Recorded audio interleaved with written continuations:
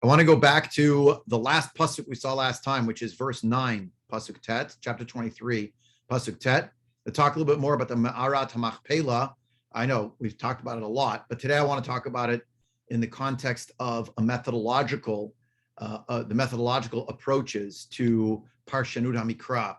How does the Parshan view the words of the Tanakh?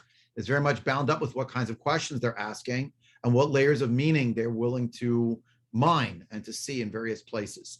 So Pasuk Tet is actually the first mention of MeArat HaMachpela. Kiryat Arba was mentioned before, and that was the first time we had that midrashic tradition mentioned about the four couples, the first of whom was Adam and Chava. Together in the Shir, we took an excursus into the Pirkei Rabbi Eliezer, a midrashic work, in order to hear more about the description of Avraham Avinu's discovery of the fact that Adam and Chava were buried in that place. I mention this because you will recall that the initial interaction between Avraham Avinu and the people of Hebron is not with Ephron, it's the people, the Bnei Chet. So we learn in verse 7 that he already bows to them, Pasuk Zayin, Pasuk Chet, that he speaks to them, that he wants to meet Ephron ben Sochart. That's what he would like, right? After they have already told him, essentially, we're going to give you wherever you would like to bury your loved one, etc. So, Pasuk Tet, here's the request. The ask is V'yitin li et me'arat hamachpela asher lo asher b'ktzei sadeu b'chesef malei yitnena li b'tochachem la'chuzat kaver. So, in one pasuk we have the name of the cave, which is situated at the edge of his field, and it should be given to him with full payment, b'kesef malei, and it'll be in your midst, and it'll be in achuzat kaver, that which will be held as a burial ground. If you look at the screen, I'm going to try to put this up, see if I could do it. Success. This is just Rashi, Rashbam, Ibn Ezra, and Ramban. I want to take a look at this together in order to try to parse the various ways that the Parshanei HaMikra are mining, not mining, that's the wrong word actually. They're firstly trying to explain what the Torah itself means, and then they're also perhaps mining it for deeper layers of meaning. Those are not necessarily the same quest. So Rashi says Hamachpela is a bait, this we saw last time, is a bait v'aliyah al gabav. It is a house, meaning it's an entryway, but then there's something on top. So it's a two-chambered catacomb, basically. And the fact that it says a bayit v'aliyah al gabav doesn't have to mean that it's above ground. It just means there's a chamber and then there's something above it. The word bayit today, mostly we would translate colloquially as house, but there was a time when the word bayit was coterminous. It was a synonym for the word room. You didn't live in more than one room house. It was your bayit. So that's what it was. So, okay. There's some nafkaminat lahalacha, actually in Hanukkah candle lighting, but not for now. Okay. Next, davar acher shekfula bezugot. The other opinion is that it is doubled in its couples because it's going to have multiple couples. Kfula, doubled. Yeah. So notice that right here, there's a davar acher in Rashi. We've talked about this methodologically a few times now. When Rashi gives you two different interpretations, why didn't he content himself with the first or the second? Each of these, and I learned this years ago when I was initial stages of learning a little bit more in depth, and it's based on the approach that I heard is in the name of the great sage Nechama Leibowitz. But I don't know if she's the originator of it. If you look at some of the Parshanei Rashi, they already start to engage this idea. And I remind you, there's over 140 people who made part of their life's work analyzing Rashi. He's terse, but in his terseness, there's actually a great deal of meaning packed in. So the first interpretation tells you that the word machpela is milashon kaful, it's something doubled, and therefore it must be something about the structure of it physically. Then second is that there must be something going on here about the fact that it's doubled in couples. that it has something to do with not the way it looks, but who is inside of it. The words davar acher automatically mean that each of these two interpretations has an inherent weakness, which the other one compensates for. It answers for the weakness or strengthens the weakness of the other. They each have a weakness, and one could make just sort of like a chart and try to analyze what is the weakness with Bayit V'Aliyah Gabav, which is answered by Shekfula Bezugot. I'm throwing it out there. So before we go any further, anyone want to jump in and suggest? Now the trick is, whatever the problem is with the one, the other one somehow, if not answers for it, at least compensates in some way. It strengthens it. Any thoughts?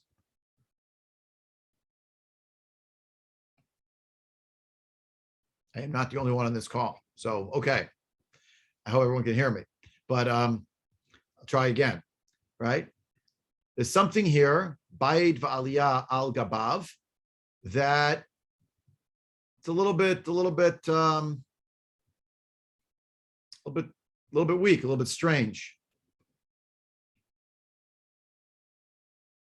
Okay, I'll table the question. Let's learn Rashbam. Can you translate it again? Wait, say again, what? Can you translate it again? Oh, sorry. A bayit is a house. Today we would call it a house, but it really means a room. And there's an upper chamber. So there are two chambers, one layered on top of the other. The other one is it's doubled owing to couples.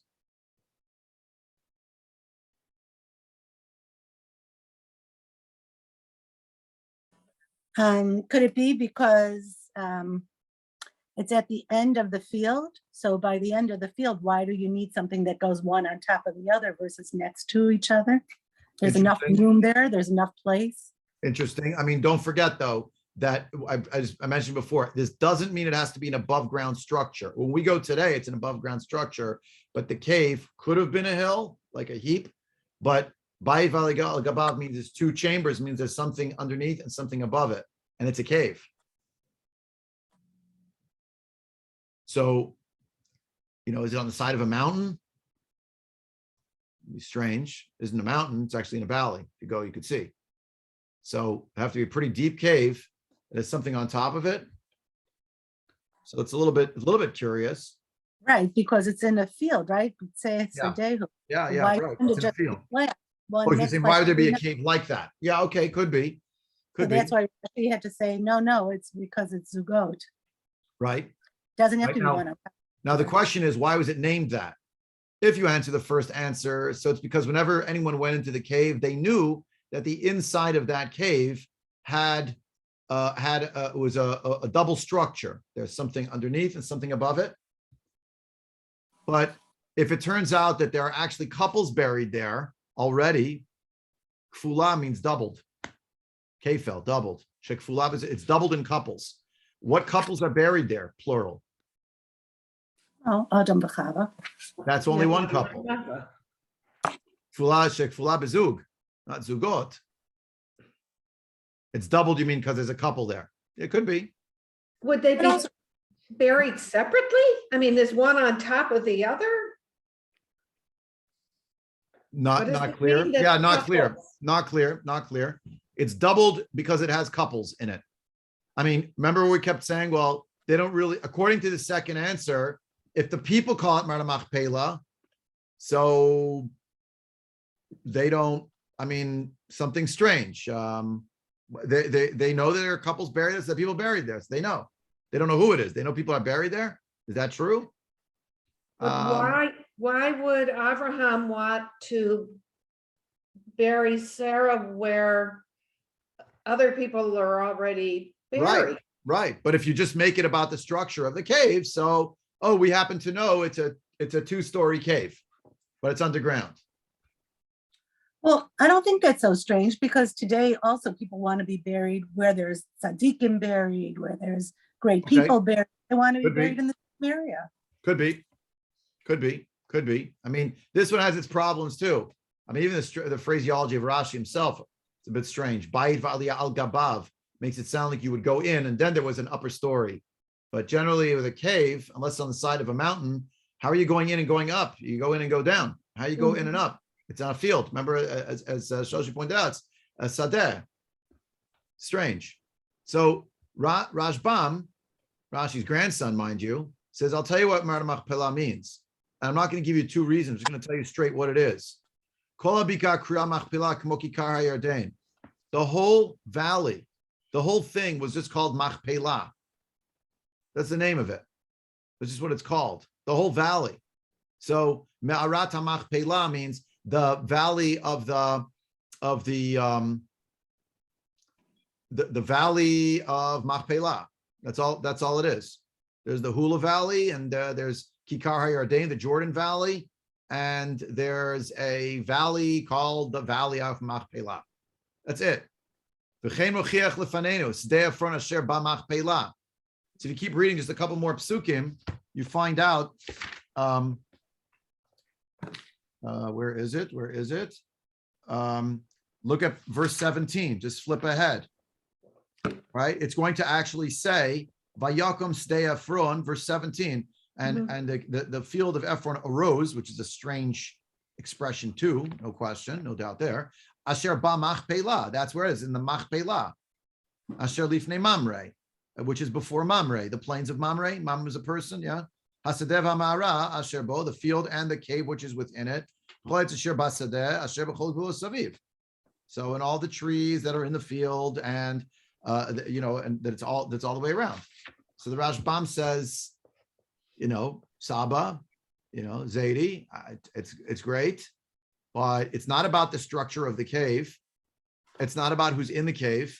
It's the name of the region. How do I know? I did what every single Parshan HaMikra has to do before you do anything else. A Parshan HaMikra means an exegete of the text. They look elsewhere in the text to see if it explains in context what it means.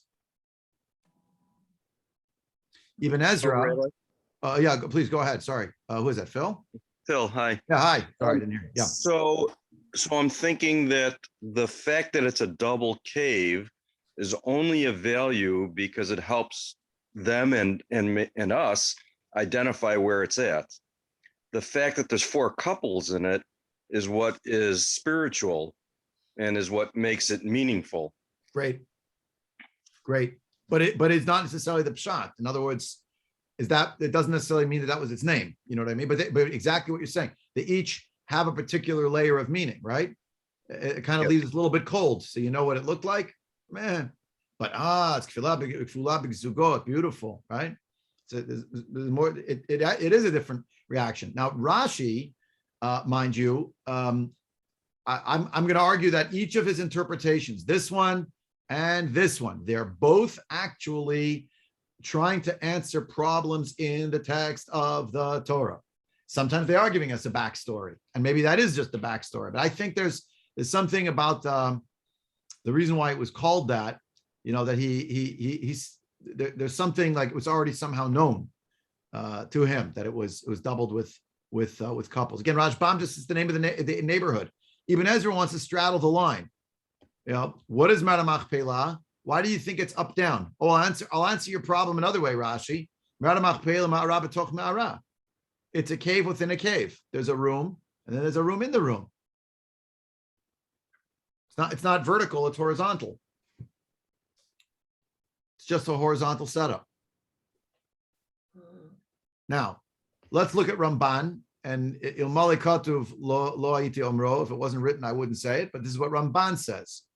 Okay, I'm skipping the first one, getting right. I'm starting with MeArat Hamachpela. We'll come back with the money in a minute, in a few minutes. MeArat Hamachpela. So he quotes Lashon Rashi, Bayit v'ali al gabav, davar acher shekfula bezugot. Who said it's kfula bezugot? The Gemara did. That's pretty authoritative, don't you think? Right? I just want you to see what the Ramban said to Rashi. Rashi, who didn't make this up, I took it from the Gemara. See those 2 little words? Wow. Ve'einenu nachon. Rashi is incorrect.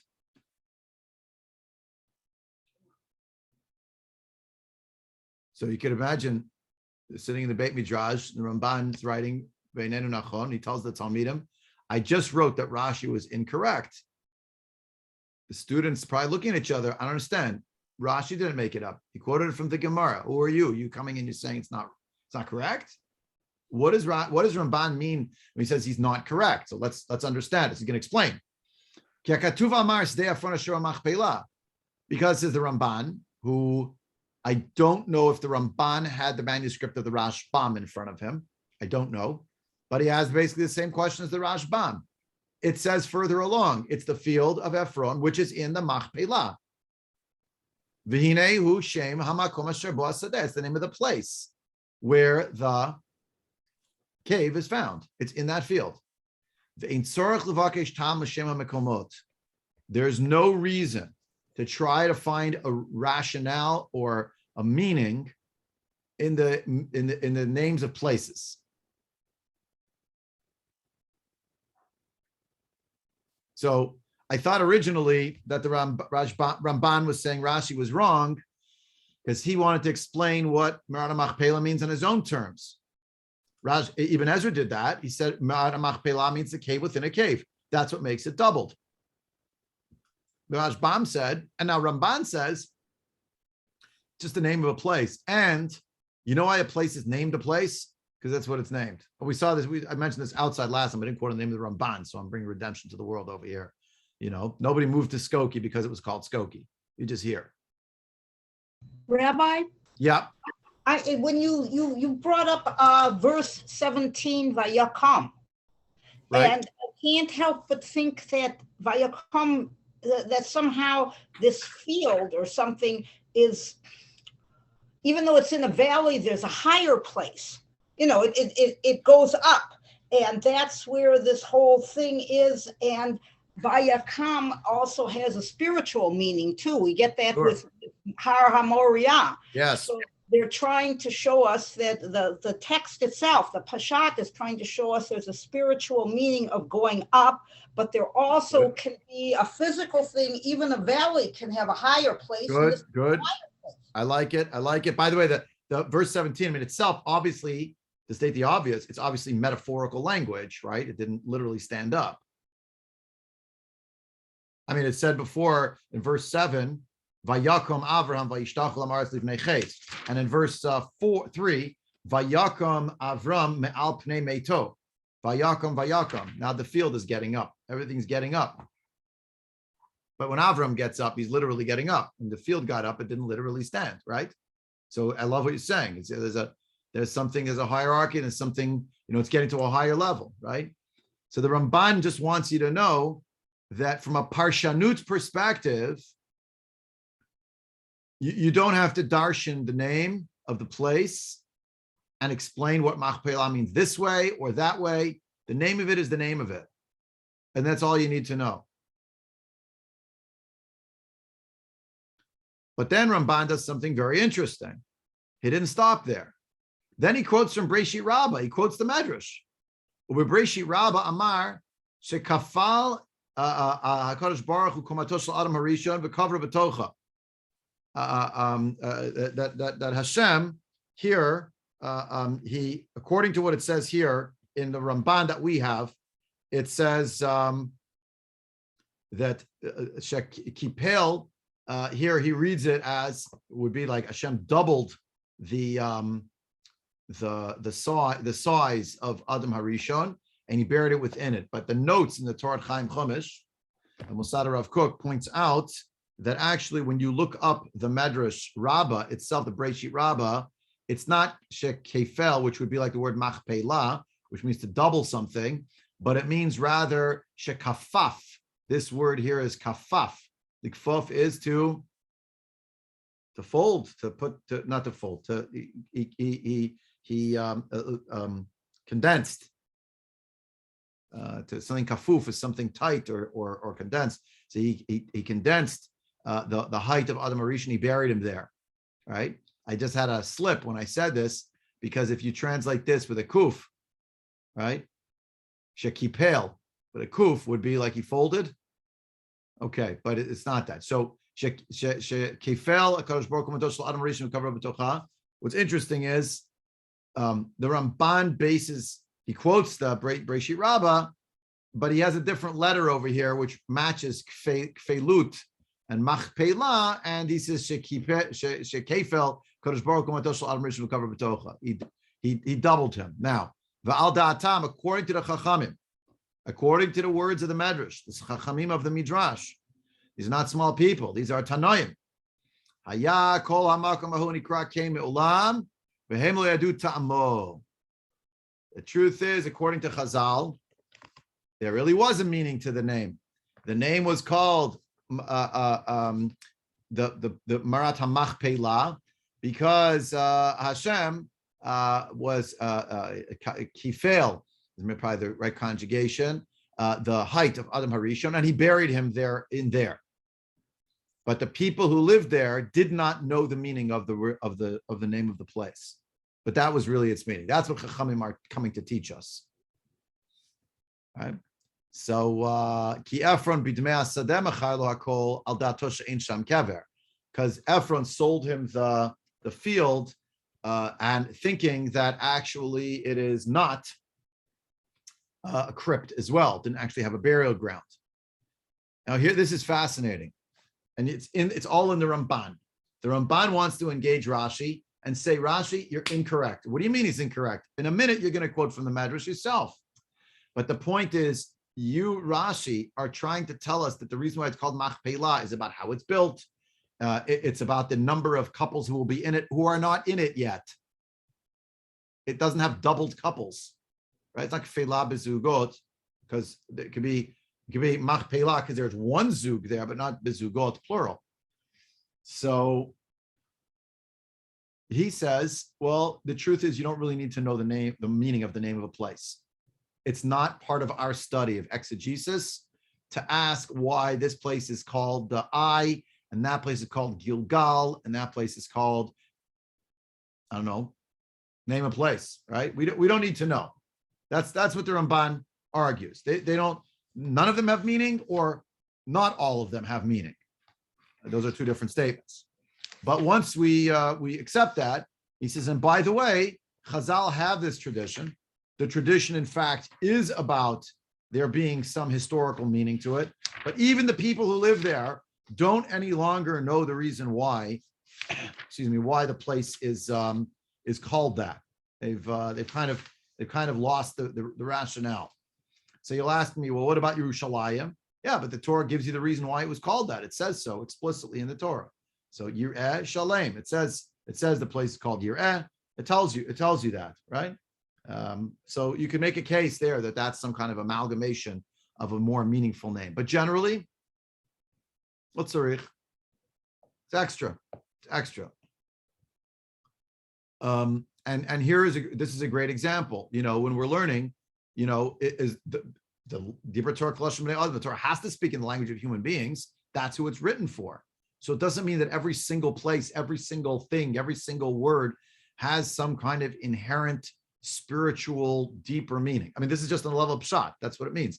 And the Mefarshei HaMikra do run the gamut. You have some Parshanei HaMikra who are interested in a very purist rendering of what is the pshat. What do these words mean? Just look at Rashbam and his grandfather, the Rashbam and Rashi. The Rashbam says that's where it was.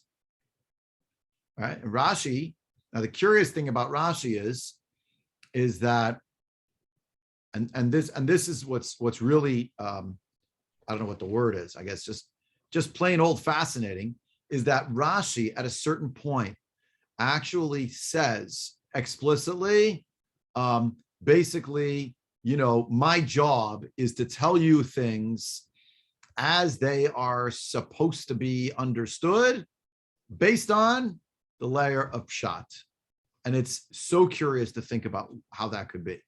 So curious, because he actually himself doesn't live by the very credo we think that he espouses, right? That he claims this is what he wants, but then to get there, he's sort of taking a whole detour, and it doesn't seem to add up. And we try to figure out like why don't you just say I'm not in the business of pshat, I'm in the business of medrash, and Shalom al Yisrael, if you will, But no, he fundamentally thinks that that there's going to be some deeper layer that that can be found within the pshat itself. I mean, that's what it seems to be. Right. So I want to parse this next section before we go any farther by actually looking at this inside and seeing like what is this about? Okay. So if you look here on the screen, I zoomed it out.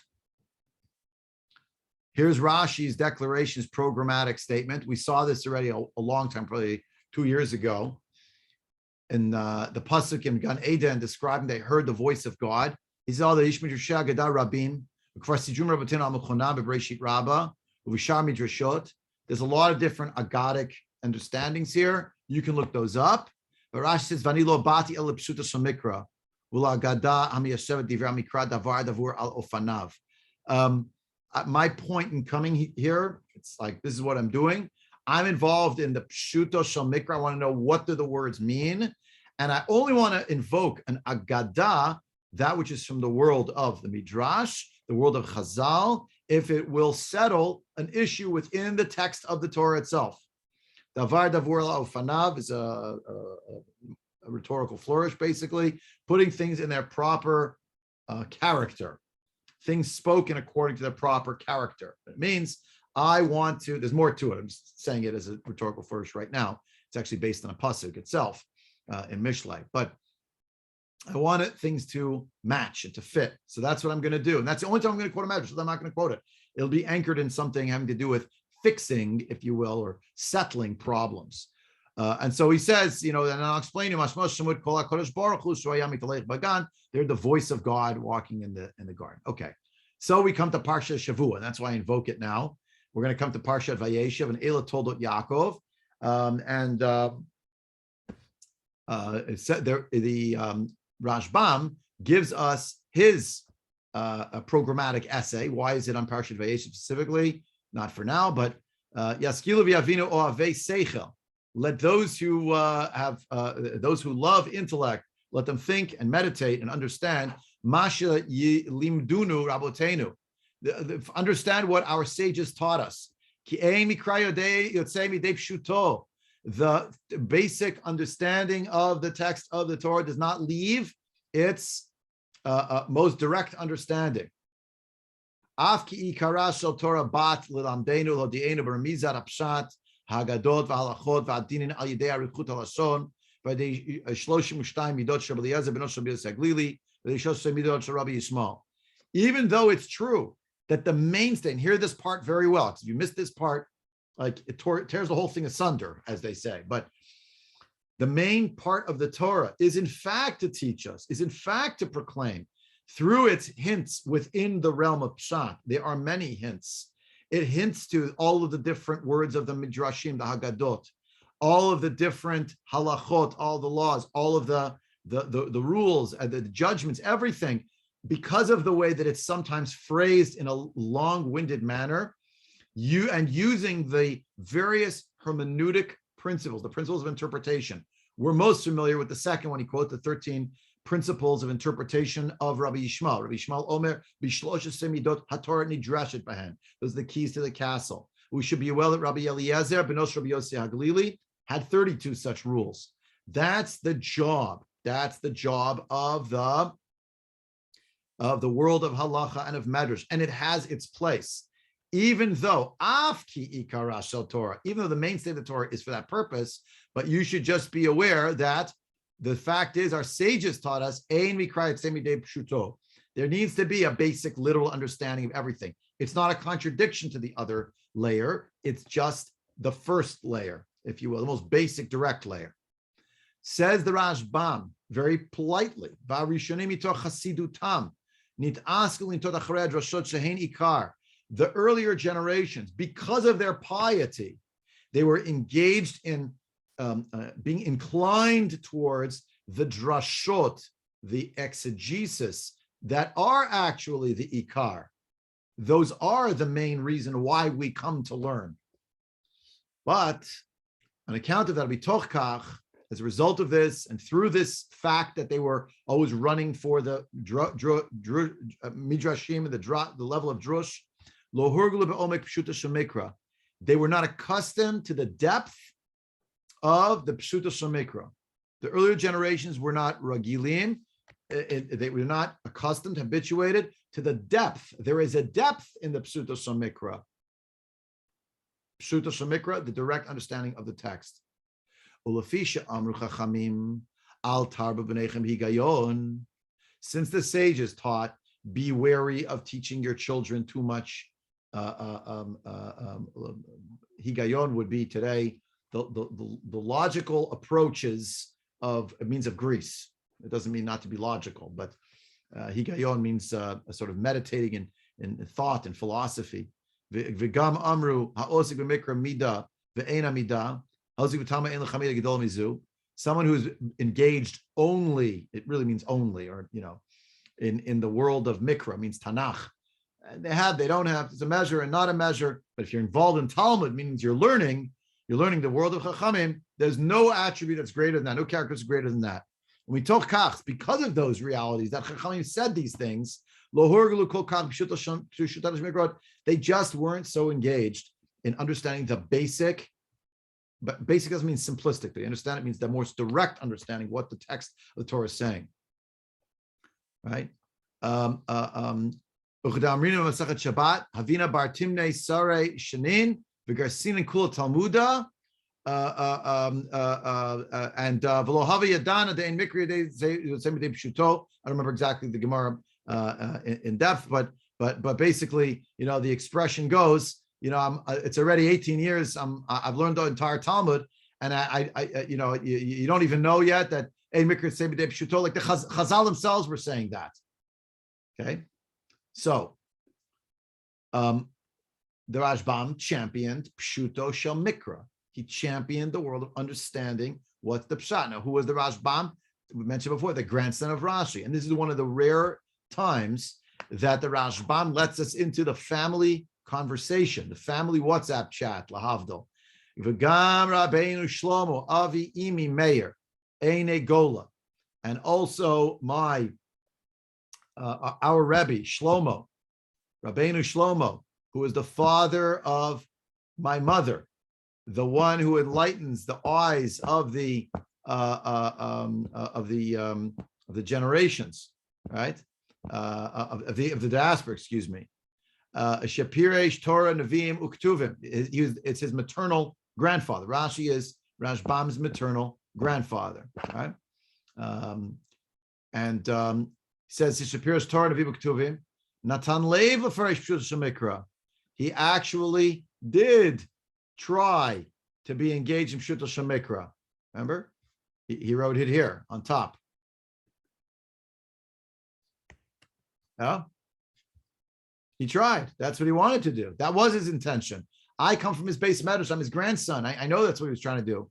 Vafani Shmuel ben Rav Meir Chutno Zatzal, and I Shmuel, the son of his son-in-law Meir, right? Rashbam, Rabbi Shmuel ben Meir, who's one of the Bali Tosfot. His brother, of course, is the Rabbeinu Tam, one of the most famous the Bali Tosfot. What does the Rashbam say? Nitvakachti imo ulefanav. I argued with him, and I argued before him. We quarreled about it. I'm sure it was very respectful and deferential. So I disagree with Mazedi. And here's the clincher. This is the report of the Rashbam. The Hodali, and he admitted to me, he confessed to me, She'ilu hayalo pnai. If he had any free time, I mean, this is a man who wrote a Perush. Rashi wrote a Perush on 24 books of Tanakh, pretty much, and pretty much all of Shas. He also wrote Chuvot. So, and he also had a whole Beit Midrash where he's sitting and learning. We have all the Sfarim from the Talmidim who were copying down the various Minhagim, the Machzor Vitri, and the Sefer HaOreh, and the Sefer HaPardes, et cetera, et cetera. So he said if he had time, if he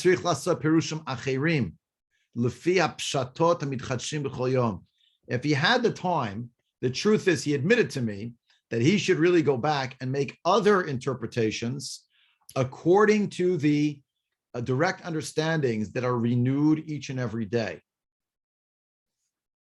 And now let those who are wise, who are smart, good intellect, let them understand what was explained by the earlier generations. So the Rashbam is basically saying, I know what my Zaidi is doing. I know what he tried to do. I'm actually going to do it. And I got Zaidi to admit, the Saba said at the end, like, yeah, I should really go back and write it again. Again, it tells us so much information here. First of all, I'll just point out to those of us who feel maybe we're a little older than we would like to be. Rashi had already written all these Perushim clearly. He's obviously a Zaidi, right? But he's still dreaming. If I had the time, I'd write a whole other Perush, right? He didn't say, I've been there, done that. I'll do it again. I'd write another one. That's number one. Number two, he was actually thinking, according to Rashbam, he was willing to revisit his derech. He was willing to go back and revisit the methodology, whether to ask himself if he was true to it, or maybe he actually calls it the pshatot mitchadshim b'chol yom, the direct understandings that are renewed every day. Then we come to the crux of it.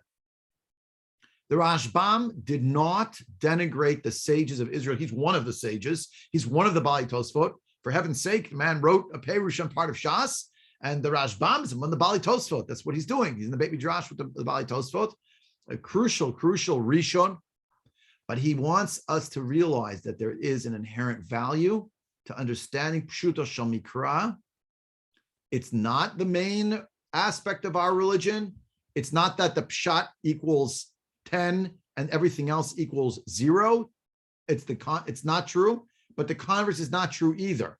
It's not the Pshat is nothing. The Pshat ein Mikra Yotzei Midei Pshuto means we need to understand just the level of Pshat. What is going on here? We can make recourse to Midrashim. We can make recourse. That's what the halachic system is doing. And it is not a construct. That's the ikar. But there's something that we need to do also when we're engaged in Parshat Mikra. That's to understand the words on their own terms. Rabbi, do you want ahead. any comments or not? I didn't hear you. I'm having a huge problem with all of this, and it also has to do with the Thursday class. You have you're saying that the oral Torah, it comes from Sinai, and it's brought down by a very what do you call it? It's got a lineage. It's got a lineage where it's conveyed faithfully. So if you've got a lineage where it's conveyed faithfully, how can you have a bunch of commentators trying to say, this is a devir, this is what the cherubim look like, this is what this, you've got the lineage, they all should be saying the same thing. And it's the same thing with this. They all should be saying the same thing if the lineage is correct. Well, they're not. So therefore, it's their ideas, or there's the oral Torah is not totally from Sinai on every single little point. Very good. Excellent. Well said. This is what I'd like to know when it is and when it isn't. Okay. That's the last thing, the last sentence you said. Debbie, give me a minute. The last sentence you just said right now. You'd like to know when it is and when it isn't, but we don't know. And there's a big discussion from a methodological perspective. What is the machloket between Rabbi Kiva and Rabbi Shmuel about something? Are they arguing? Sometimes they're arguing about what did they hear from their Rebbeim. And you find that in Talmud very often. That does happen. But there's a whole other layer that's going on. Again, it depends who you ask. Some Rishonim believe that actually it means that there is one truth. And the fact is that things got corrupted and they're arguing about, they're always just arguing about what the right answer is based on what they learned from their Rebbeim. And that's it. It's just one unbroken chain. It's like one big game of broken telephone. And because the broken part of the broken telephone, we're stuck and we have to try to figure it out. There are others, however, the Rambam among them, and I'll venture to say there are a number of other Rishonim in this vein as well, who say, no, what's the keys to the castle? What does it mean? You have the 13 attributes of interpretation. What does it mean, the 32 principles of interpretation, rather, that of Rabbi Shmuel, 13 of Rabbi Shmuel, Rabbi Eliezer ben Rabbi Yosef Glili, 32. What is that? Keys to the castle. Here, this is from Hashem. The text itself, that's from Hashem. It's transcribed, that's our core belief. What's the oral tradition? It's whatever the Chachamim in every generation of stature and of patrimony, lineage, smicha, etc. I don't mean me. I'm talking about in the days of Chazal, what they're mining in the text of the Tanakh. That's what they were given. That's what it means that Torah is from Sinai, right? It doesn't literally have to mean that every single thing was spoken out at Sinai, because as you're saying, and the world of halacha is its own question. But let's just talk in the world of Agadah. This is what the Rambam is railing against. He says, you think you can reconcile every single medrash? The midrashim often are contradictory. What is going on? Okay, because it's not seeking to teach us necessarily a historical narration where every single medrash has to be reconciled. There's one way of looking at it. There's another way of looking at it. There's this interpretation, there's that interpretation. That's the point. And the Rashbam's point here is, Zaidi, you meant well. You thought you're doing pshat, but what you were doing was you were drawing from a digest of interpretations, which maybe received traditions, maybe a creative impulse within the world of Chazal, but so often, says Rashbam, I don't think that my grandfather, who I have great respect for, was truly doing what he said he was going to do, which is the pshuto shel mikra. And when we have the machloket, in the Thursday class, those who are in the Thursday class, we want to know what the word devir means. Chazal are debating, what does the word devir mean? As we see that it is referencing different objects or locations, a specific location, a more general location, right? That's how it goes. That's what the learning is. It's when we say the whole Torah is from Har Sinai, we mean the whole Torah Shebichtav is from Har Sinai, and we mean the whole Torah Shebal Peh is from Sinai. But when we say the words, the whole Torah is from Sinai, Torah Shebichtav, we are talking about what's written. The exact word, that's our faith tradition, right? The Torah, 5 books of the Torah, right? We don't mean that Sefer Yonah is from Har Sinai. It was written later. But when we say the mitzvahs are all from Har Sinai, we mean they're all from Har Sinai. Where is it written? Okay, eventually it was written up in the Talmud, but that's many centuries later. The core of it, of course, we believe is from Har Sinai. But do we mean everything that was ever spoken by anybody? So that's what Chazal is saying. Yeah. It's sourced somehow at Har Sinai as well. It might not be the practical halacha in the end, but it's a view. The Mishnayot and the Gemara, the Mishnah Rosh Hashanah discussed this, and Eduyot, you have this idea also. Like, yeah, you're going to put different opinions, sometimes that don't jive with each other and that are actually in conflict, and that's okay. That's what our learning is. Okay, Debbie had her hand up, and then I'll go back to you, Shelly, if you had other things you wanted to say, but give Debbie a chance. Debbie, you still there? I think she might have stepped away. Okay, Shelly, any closing thoughts? Yeah, unfortunately, as soon as you started, you said oral tradition and you were going to explain it, my lousy computer froze.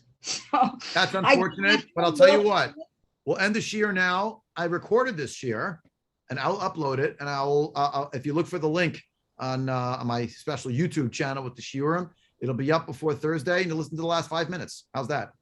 Good? Fine. Thank Excellent. I wish everyone a great day. And again, Thursday morning, there will be a shiur 9:30, Hanukkah and Mikdash related. But it's a standalone, even if you're not learning Malachim Aleph generally with us, if you want to join us for that. Have a great day. Look forward to next week.